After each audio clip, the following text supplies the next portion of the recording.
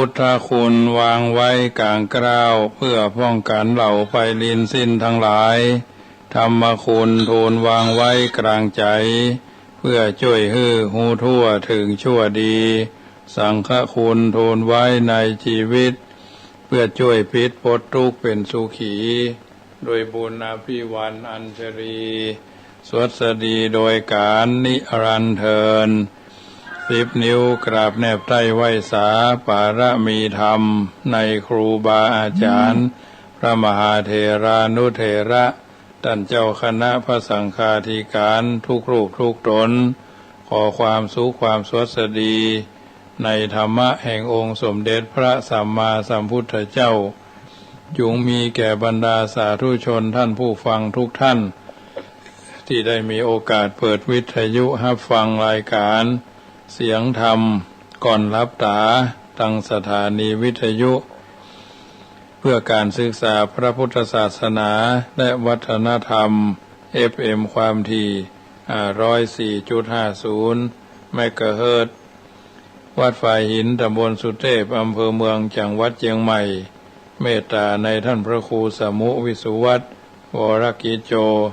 ท่านเจ้าอาวาสและท่านผู้อำนวยการวิทยุแห่งนั้นถวายเวลาให้ธรรมภาพพระมหาประสิทธธรรมาภินันโทน้อมนำเอารายการนี้มาอุเอิญเจริญพรมาเป็นปฏิพรกับบรรดาท่านสาธุชนผู้ฟังทุกท่านที่ได้มีโอกาสเปิดวิทยุรับฟังรายการนี้เป็นประจำเมื่อค่ำยามแรงของแต่ละวันญาติโยมก็ได้ยินได้ฟังกันด้วยดีตลอดมาวันนี้ก็เช่นเดียวกันเป็นเมื่อค่ำยามคืนของวันพฤหัสบดีที่23เดือนมีนาคมเอาท่านทั้งหลายก็ได้มาพบกันตั้งวิทยุคืนนี้ดังเช่นเคยเพื่อเป็นการบ่ให้เสียเวลาจะได้นำปญาติโยมกราบพระไหว้พระเพลลำดับโยขันแก้ว5โกฏากตามลำดับไปเน้อกราบ1กราบ2กราบ3กราบ4กราบ5อะระหังสัมมาสัมพุทโธภควาพุทธังภควันตังอภิวาเทมิกราบสวากขาโตภควตาธัมโมธัมมังนัมมัสสามิกราบสุปฏิปันโนภควโตสาวกสังโฆสังฆังนามามิกราบมาตาปิตุคุณังอหังวันตามิกราบคุณูปการีวันตามิกราบพระพุทธกราบพระธรรมกราบพระสงฆ์กราบระลึกถึงคุณพ่อคุณแม่กราบระลึกถึงคุณของครูบาอาจารย์ต่อไปก็ตั้งอกตั้งใจโยขันแก้ว5โกฏากเป็นลำดับไปเน้อโยพุทโธอันว่าพระพุทธเจ้าตนใดตนพระเสริฐว่าโลกทั้งหลายโลกุตตโมตนพระเสริฐอุดมกว่าหมู่สัตวโลกอนันตัญญาโนมีญาณปัญญาหาที่สุดบ่ได้สันนิสิโนนั่งอยู่แล้วดีนักบ่หวั่นไหวแต่พระยามานวลาโพที่โมเลนั่งเนื้อแท่นแก้วแทบไกลเขาไม้มาโพตนพระเสริฐอามาติวิจัยโยพระโจรแพ้สงครามอย่างใหญ่มารังยังพระยามันเสียเสนังกับทังเสนาลิพลมานอาการจริงก็ได้ถึงแล้วสัมโพธิงยังปัญญาสัพพัญญูตญาณทารัตุใหญ่อย่าทำทั้งมวลอาหารอันว่าคาปันนามามีก็โนบน้อมไว้ด้วยกายวาจีมโนตังพุทธังยังพระพุทธเจ้าตนนั้นแลโยมกะธัมโมอันว่ามกะธรรมอันใดมันตังคีโกอันประกอบด้วยองค์8ประการสัมมาทิฏฐิอาทิโกอันมีสัมมาทิฏฐิเป็นต้นอริยปัฏโถอันเป็นหนทางอันนี้ไกจะบาปอุจุกะมะโกอันเป็นหนทางเส้นซื่อบ่กดบ่เลี้ยวโมฆะปะเวสายะเพื่อเข้าสู่นิพพานพันพ้นจากทุกข์ในวัฏสงสารจะนานังแห่งคนทั้งหลาย โหติก็มีแลอัญญังมกะธัมโมอันว่ามกะธัมมนิสันติกะโล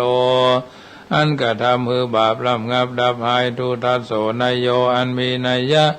อันควรจะหูจักหันยากนักนำสัตว์เทวนาพระนิยานิโกอันนำสัตว์ออกจากวัฏสงสารโหติก็มีแลอาหังอันว่าคาปันนามามีก่อนอบน้อมไว้โดยกายวจีมโนตังสังฆตังยังตังธรรมังยังพระสัทธรรมเจ้านั่นแลโยสังโฆอันว่าพระสังฆเจ้าหมู่ใดวิสุทธโธอันบริสุทธิ์จากบาปวราตคิไดโยอันควรฮับเอาตานันพาเสดแห่งคนและเทวดาทั้งหลายสันตินทลิโยอันมีอินทรีย์ทั้งหกระงับดีนักสัพพะมระปะหิโนอันมีมาลาคือกิเลสละใดเสียแล้วอนาสาวโวอันหาอาสวะธรรมบ่ได้สามิธิปัตโตอันใดถึงแล้วยังความสำลิดทีบรมวรคูเนหิเนเกหิโดยหมู่คนทั้งหลายอันมากโคติก็มีแลอาหังอันว่าคาปันนามามีขอนอบน้อมไว้โดยกายวจีมโนตังสังฆังซึ่งพระสังฆเจ้านั่นแลอาหังอันว่าคาหน้ามามีก่อนอบน้อมไว้ยังพระพุทธเจ้าตนอารัตหูใหญ่อย่าทำตังวนคุณาสาขะลันตังอันมีคุณปันดังหน้ามหาสมุทรอาหังอันว่าคา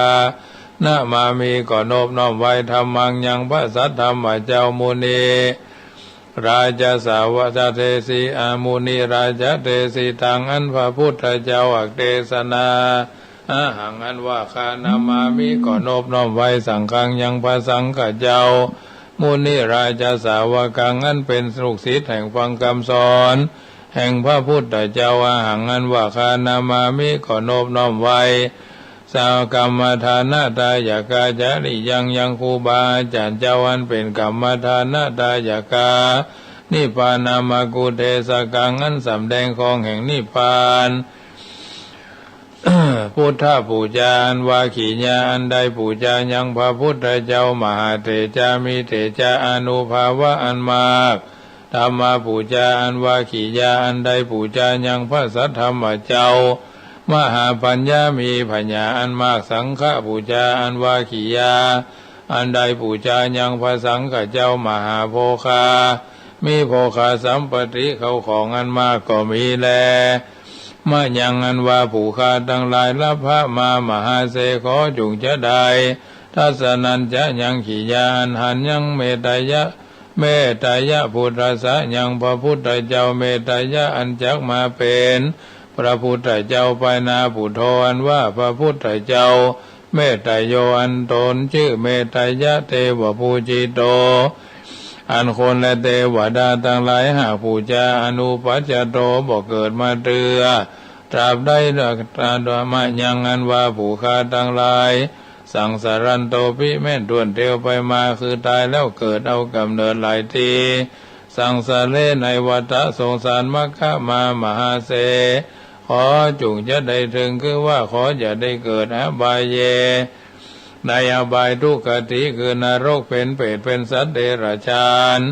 ย่าว่าตราบใดอิมินาตุปะบุภาราจาการวะกามเมนะเมตตาโดยกรรมอันใดปูจาการวะโดยทูปโดยเทียนเขาตอกดอกไม้อันนี้เตนิพพานาปัจจโยจงเป็นปัจจัยกัมจูหือได้นิพพานโหตุจงมีโนแก่ผู้ฆ่าทั้งหลายเที่ยงแต่แด่เธอ นะโมตัสสะภะคะวะโตอะระหะโตสัมมาสัมพุทธัสสะนะโมตัสสะภะคะวะโตอะระหะโตสัมมาสัมพุทธัสสะนะโมตัสสะภะคะวะโตอะระหะโตสัมมาสัมพุทธัสสะพุทธังสรณังกัจฉามิธัมมังสรณังกัจฉามิสังฆังสรณังกัจฉามิทุติยัมปิพุทธังสรณังกัจฉามิทุติยัมปิธัมมังสรณังกัจฉามิทุติยัมปิสังฆังสรณังกัจฉามิตติยัมปิพุทธังสรณังกัจฉามิตติยัมปิธัมมังสรณังกัจฉามิตติยัมปิสังฆังสรณังอ ขัจฉามิสารณกัมมานังพุทโธสัพพัญญูตยานโนธัมโมโลกุตโรนาวาสังโฆมัคคะปะละโตจาอิเจตังรัตนะตยังเอตัสสานุภาเวนะอนุภาเวนะสัพพะอันตรายโยวินาสันตุโนติปิโสภะคะวาอะระหังสัมมาสัมพุทโธวิชาจารณะสัมปันโนสุขโตโลกวิทูอนุตตโลปุริสาธัมมาสารติสัทธาเทวมนุสนังพุทโธภะคะวะติสวะคาโตภะคะวะตาธัมโมสันติติโกอากาลิโกเอหิปัสสิโกโอปนะยิโกปัจจตังเวทิทัพโพวิญโยหิติสุปฏิปันโนภะคะวะโตสาวกสังโฆอุจุปฏิปันโนภะคะวะโตสาวกสังโฆยายาปฏิปันโนภะคะวะโตสาวกสังโฆสามิจิปฏิปันโนภะคะวะโตสาวกสังโฆยติทังจัตตาลิปุริสายุคานิอัฏฐาปุริสาภูคลาเอสาภะคะวะโตสาวกสังโฆอาหุนายโยปาหุนายโยตักขินายโยอัญชลีการณิโยอนุตรังปุญญเกตังโลกัสสาติญาณิทาภูตานิสัมมาคตานิภูมานิวายานิวะอัตตาลิเกตตากตังเทวะมโนสปุจิตังพุทธังธัมมังสังฆังนามาสามาสุวัติหนโตญาณิทาภูตานิสัมมาคตานิภูมานิวายานิวะอัตตาลิเกสัพเพวะภูตาสุมาณาภวันตุอาโถปิสักกจาสุนันตุตัสสะภาสีตังตัสสมาหิภูสานิสาเมธาสัพเพเมตังกโรธามานุสิยาปจายาทิวาจารโตจะหาลันติเยภลิงตัสสมาหิเนราคตาอปมาตายังกินชีวิตังอิทวาหุรังวาสเกสุวายังลัตนังปานิตังนโนสัมมังอติตถาคเตนะอิตัมปิพุทเทลัตนังปณิตังเอเตนะสัจเจนะสุวัติหนตุขยังวิลาคังอมตังปณิตังยะทัชฌคาสกายมุนีสัมมาหิโตนะเตนะธัมเมนะสัมมันติกินจิตัมปิธัมเมลัตนังปณิตังเอเตนะสัจเจนะสุวัติหนตุยัมพุตตะเสโทปริวันนายีสุจิงสมาธิมานันตาริกัญญมาหุสมาทินาเตนะสมโมนาวิจติธัมปิธัมเมรัตนังปณิตังเอเตนะสัจเจนะสุวัติหนตุเยภุคลาอัตตาสตังปัสสะทาจตาลิเอตานิยุคานิหนติเตตะขินายาสุขตัสสะสาวกาเอเตสุทินานิมหาภารานิอิตัมปิสังเครัตนังปณิตังเอเตนะสัจเจนะสุวัติหนตุเยสุปัญญูตามนาสาทันละเหนานิกามิโนโคธรรมศาสนัมหิเตปฏิปตามาตังวิไคหาลัทธามุทานิพุทธิงปุญจมานาอิตัมปิสังเครัตนังปณิตังเอเตนะสัจเจนะสุวัติหนตุญาตินาคีโลปัตถวิงสิโตสิยาจตุภิวเตภิยสัมภกัมปิโยตัตุปมังสปุริสังวัฏามิโยอริยสัจจานิอเวชปัสสติธัมปิสังเครัตนังปณิตังเอเตนะสัจเจนะสุวัติหนตุเยอริยสัจจานิวิภาวยันติคัมภีรปัญเจนะสุเทสิตานิกินจาปิเตหุนติภูสัพพมาตานาเตภวังอัตมมาทิยันติธัมปิสังเครัตนังปณิตังเอเตนะสัจเจนะสุวัติหนตุสหวสาทัสสนาสัมปทายตยจุตมาจหิตาภวันติสักกายทิฏฐิวิจิกินจิตัญจศีลปตังวาปิยทัทากินจิจตุหาปะเยหิจาวิปมุตโตชะจาปิ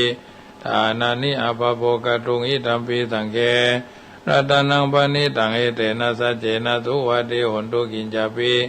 โสกมังกโรติปะปะกังกายเยนะวาจา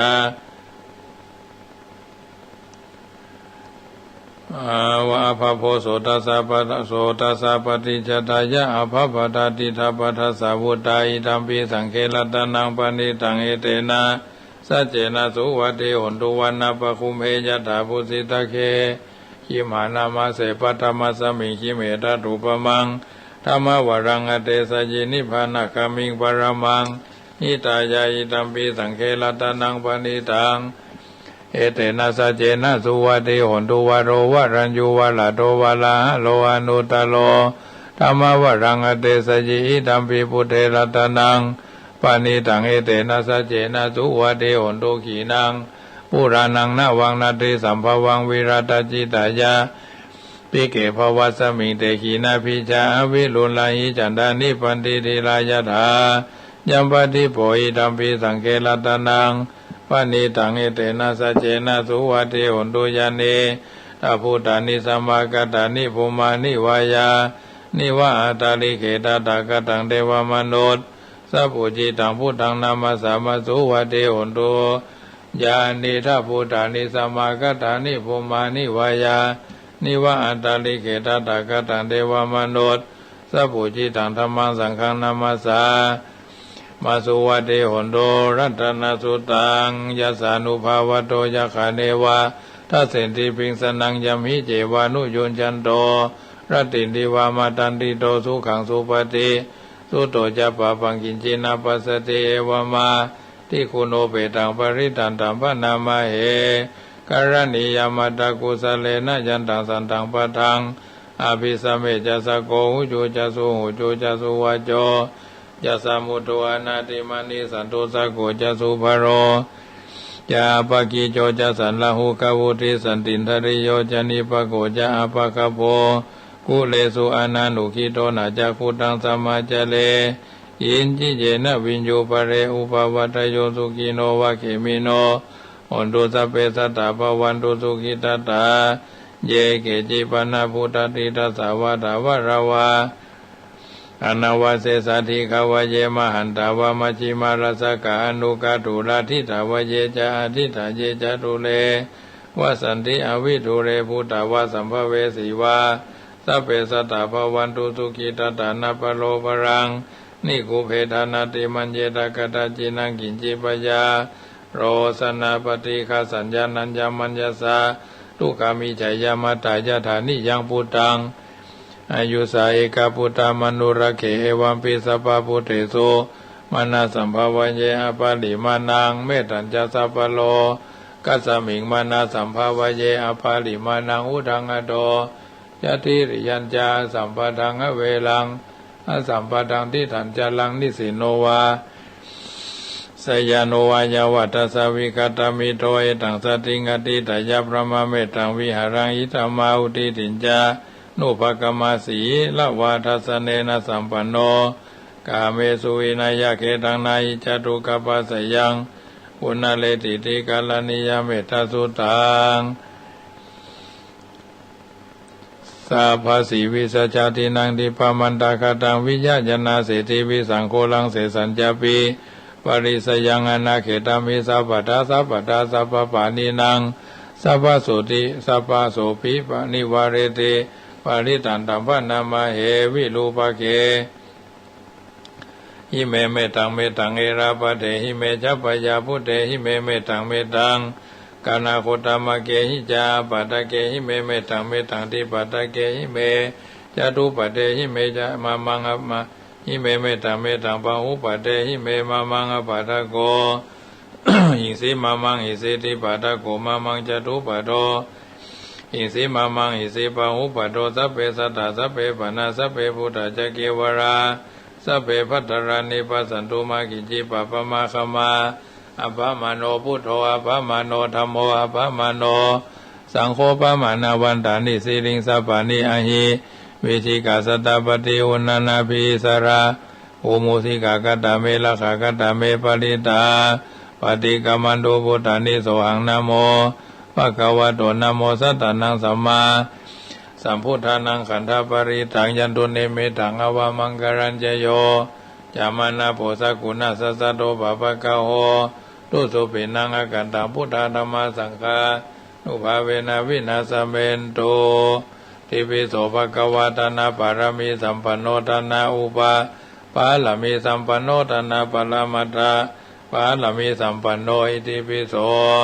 ภะคะวะศีลปาลมีสัมปันโนศีลาอุปา ปาลมีสัมปันโนศีลปรามาทาปาลมีสัมปันโนทิปิโสภควาเนกขมะปาลมีสัมปันโนเนกขมะอุปปารมีสัมปันโนเนกขมะปรามาทาปาลมีสัมปันโนอิติปิโสภควาปัญญาปาลมีสัมปันโนปัญญาอุปปาลมีสัมปันโนปัญญาปรามาทาปาลมีสัมปันโนอิติปิโสภควาวิริยะปาลมีสัมปันโนวิริยะอุปปารมีสัมปันโนวิริยะปรามาทาปาลมีสัมปันโนอิติปิโสภควาขันติปาลมีสัมปันโนขันติอุปปารมีสัมปันโนขันติปรามาทาปาลมีสัมปันโนทิปิโสภควาสัจจะปาลมีสัมปันโนสัจจะอุปปารมีสัมปันโนสัจจะปรามาทาปาลมีสัมปันโนอิติปิโสภควาอธิฐานะปาลมีสัมปันโนอธิฐานะอุปปาลมีสัมปันโนอธิฐานะปรามาทาปาลมีสัมปันโนอิติปิโสภควาเมตตาปาลมีสัมปันโนเมตตาอุปปาลมีสัมปันโนเมตตาปรามาทาปาลมีสัมปันโนอิติปิโสภควาอุเบกขาปาลมีสัมปันโนอุเบกขาอุปปาลมีสัมปันโนอุเบกขาปรามาทา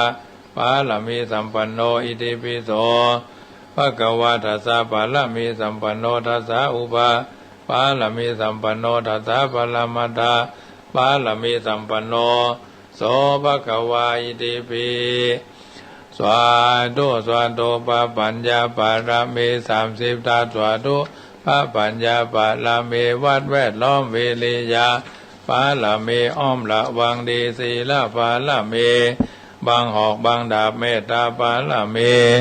ผ้าแป้ดังผืนทานะปารามีคือเป็นผืนดังต่อ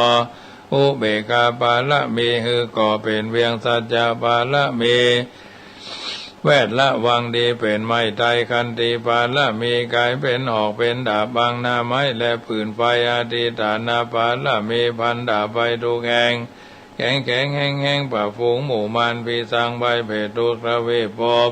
ที่พังไฟเนนั่งทอรันเนอัศจรรย์โสสะเหมือนฟันอยู่ข้างน้ำนาทีนองกวางดอกกวางแตกตีฟองระนองระนอกกลายเป็นข้าวดอกดอกไม้ถวายปูจ้าผ้าแก้วแก่นไทยสตานพระผู้ทางเอ่ย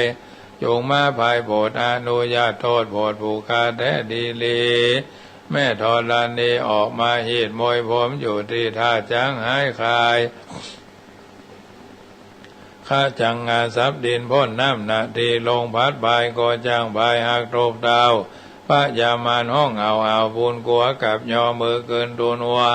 ใส่เกาผู้คานนี้เราได้ชื่อว่าลูกศิษย์พระพุทธถ้าเจ้าผู้มีบุญสมปานานมากนักพระพุทธเจ้าจึงตั้งพระปัญญาปารามีไว้เกาจันทั้งไว้ทั้งนาก็ได้เกาจันทั้งไว้ทั้งหลังก็ได้เกาจันตั้งแต่หัวแผ่วตีนก็ได้เกาจันตั้งแต่ตีนแผ่วหัวก็ได้เกาจันแสนว่าลูกปืนจักมาเสมอเหมือนฝนแสนหาก็บ่มีมาจักไก่ได้ข้าพเจ้าเลยได้ชื่อว่าพุทธกุนังธรรมกุนังสังฆกุนังพุทธอินตาธรรมอินตาสังฆอินตาอาสาหับแม่ธรณีผู้อยู่เหนือน้ำผู้อยู่กำแผ่นดินการข้าได้ระลึกเกิดถึงหาคุณพ่อคุณแม่คุณครูบาอาจารย์คุณพระแก้วเจ้าทั้ง3 ประการคือคุณพระพุทธคุณพระธรรมคุณพระสงฆ์คุณแดดคุณฝนคุณน้ำคุณลมคุณไฟคุณกุศลเจ้าก็ดีคุณนางอุตตราเจ้าก็ดีคุณพระปัจเจกเจ้าก็ดีคุณพระโตนเมตตาภาวนาเจ้าก็ดีคุณมะแม่ธรณีเจ้าก็ดีจงมาสัมพิทักษ์รักษาคุ้มครองตั้งกำนาและกำลังยังตนตัวแห่งผู้ฆ่าตั้งแต่ดีฆ่ากาลยามนี้วันนี้ค่ำคืนนี้และต่อไปนี้จิ้มแด่เธอพุทโธพุทธังรักษา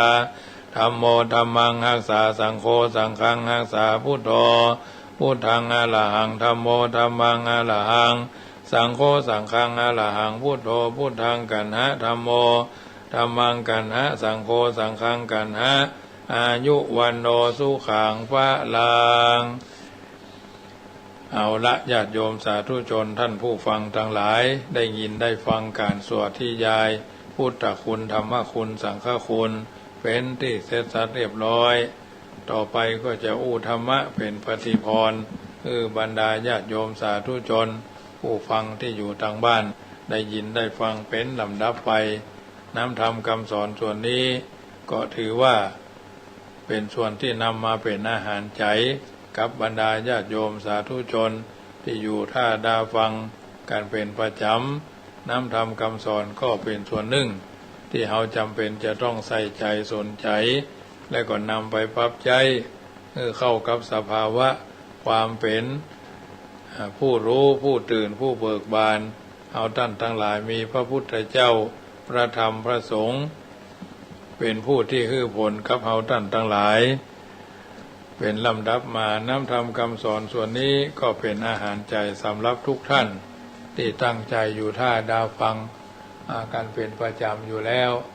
ก็มอบเป็นปฏิพรกับท่านทุกคนการเดินทางชีวิตของเฮาท่านทั้งหลายก็ถือว่าบ่ได้เสียเปล่าที่ได้เกิดมาเป็นชาวพุทธมาพบพระพุทธศาสนารู้จักสิ่งต่างๆที่มันดีเฮาก็ทำกันอย่างต่อเนื่องอันใดบ่ดีเฮาก็พยายามละลดเลิกไปตามลำดับสิ่งที่จะทำให้เกิดความสวัสดีมงคลแก่การดำเนินชีวิตความสวัสดีหรือความสดสดีก็หมายถึงความดีความงามความความมีโชคใจความเจริญรุ่งเรืองความสำเร็จความบรรลุถึงจุดหมายที่ต้องการอย่างสูงหมายถึงพระนิพพานอันเป็นแดนเกษมจากโยคะอันเป็นแดนสงบตลอดไปความสวัสดีเป็นสิ่งที่ผู้คนต่างหลายต่างมุ่งหมายปองด้วยกันทั้งนั้นแต่ว่าความสวัสดีใช่ว่าจะสำเร็จแก่คนทุกคนตามปรารถนาก็บ่ใช่ธรรมดาว่าบุคคลผู้ปรารถนาความร่ำรวยจะต้องก้าวเดินไปในทางที่ทำให้ร่ำรวยเช่นต้องรู้จักขยันหาต้องรู้จักรักษาดีต้องรู้จักหาที่มาได้ที่หามาได้และต้องฉลาดกินฉลาดใจและจึงจะทำให้ร่ำรวยได้หากตั้งความปรารถนาเพียงอย่างเดียวไม่ได้ก้าวไปเดินในเส้นทางที่ปรารถนาความร่ำรวยก็จะเกิดขึ้นมีขึ้นบ่ได้บุคคลผู้ปรารถนาจะต้องเป็นผู้ลงมือทำจึงจะสำเร็จได้ความร่ำรวยมีทางก้าวหน้าเดินไปสู่ความสำเร็จได้ฉันใดแม้ความสวัสดีแห่งชีวิตก็มีทางให้เดินก้าวไปสู่ความสำเร็จได้ฉันนั้นซึ่งสิ่งที่จะทำให้เกิดความสวัสดีแก่ชีวิตนั้นพระพุทธเจ้าทรงแสดงไว้4อย่างก็คือมีปัญญามีความเพียรมีความระวังมีความเสียสละปัญญาข้อที่1ก็คือความฉลาดรอบรู้อันจะเกิดจากการศึกษาด้านเบื้องต้นคือมีคุณวุฒิในการศึกษาเกิดจากการอ่านการค้นคว้าเกิดจากการไขว่คว้าหาสิ่งที่เฮาท่านทั้งหลายได้เกิดจากการที่เป็นผู้รู้ว่าปัญญาที่รู้แจ้งแทงตลอดนั้นบรรลุถึงความสวัสดีแห่งชีวิตนั่นต้องปัญญาอันเกิดจากโกศล3ประการ1อายะโกศลความฉลาดรอบรู้ในเรื่องของความเจริญฉลาดในเหตุที่ทำให้เกิดความเจริญรู้ว่าความเจริญเป็นอย่างใดมีประโยชน์อย่างใดและรู้ว่าทำอย่างใดอย่างต่างๆจึงจะเจริญรุ่งเรืองเป็นต้น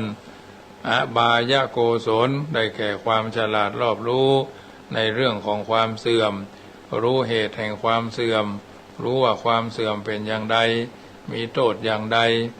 และรู้ว่าทำอย่างใดจึงจะเสื่อมเป็นต้นอุบายะโกศลก็ได้แก่ความฉลาดรอบรู้ในการทำความเจริญให้แก่ตนฉลาดรอบรู้ในการทำตนให้เสื่อมหรือพ้นจากความเสื่อมรวมทั้งวิธีทำมาหากินโดยสุจริตด้วยอาชีพต่างๆ รู้จักทางสร้างตนสร้างฐานะด้วยสัมมาชีพเป็นต้นปัญญาทั้งสามประการเนี่ยมีอยู่ในผู้ใดผู้นั้นย่อมได้รับความสวัสดีและความสำเร็จในชีวิตแน่นอนคนผู้หวังความสวัสดีแก่ตัวแก่ตนหวังความโชคดีหวังความเจริญรุ่งเรืองหวังเกียรติคุณและชื่อเสียงหรือแม้หวังความสุขสงบในชีวิตประจำวันพึงอบรมปัญญาดังกล่าวนั้นไว้ในตนเพราะปัญญานั้นจักสนองผลที่ตนหวังได้ให้สำเร็จได้แต่โดยง่ายมีพระบาลีรับรองว่าปัญญาสุตตวินิชชินีปัญญากิติสิโลกวัตนีปัญญาสาหิโตนโรอิทะอาปิทุกเขสุสุขานิวินทติแปลว่าปัญญาสามารถวินิจฉัยเรื่องที่ได้ฟังมาแล้วได้ปัญญาอำนวยให้เจริญด้วยเกียรติคุณชื่อเสียงนรชนในโลกนี้ประกอบด้วยปัญญาแล้วแม้อยู่ในท่ามกลางความทุกข์ก็ประสบความสุขได้ดังนี้ฉะนั้นจึงมีคำกล่าวเอาไว้ว่ามีปัญญาสักอย่างจะเอาอย่างใดก็สำเร็จแน่สองมีความเพียรหนึ่งมีปัญญาสองมีความเพียรความสมหวังในเรื่องต่างๆของชีวิตเราย่อมสำเร็จได้ก็เพราะว่าความเพียรเป็นพื้นฐานความเพียรมีความกล้าในการได้กล้าเสียกล้าเสี่ยงเป็นลักษณะมีความมุมานะบ่ย่อท้อบ่ท้อแท้บ่ท้อถอยเป็นเครื่องปรากฏและมีความอดทนอดกลั้นเป็นตัวกระตุ้นสนับสนุนอันมีคนมีความเพียรจะมีลักษณะอดทนต่อทุกสิ่งทุกอย่างเป็นอุปสรรคในการทำงานเป็นคนนักก็เอาเบาก็สู้มีร่างกายแข็งแรงจิตใจก็เข้มแข็งตามภูมิตามสภาวะแห่งความเป็นไปได้จะเป็นผู้เพียรพยายามอย่างต่อเนื่องในการป้องกันความชั่วกำจัดความชั่วสรรสร้างความดีเนาะและรักษาความดีเป็นผู้กล้าที่จะก้าวไปทางหน้ากล้าที่จะเผชิญกับอุปสรรคต่างๆอย่างมั่นคงบ่ท้อแท้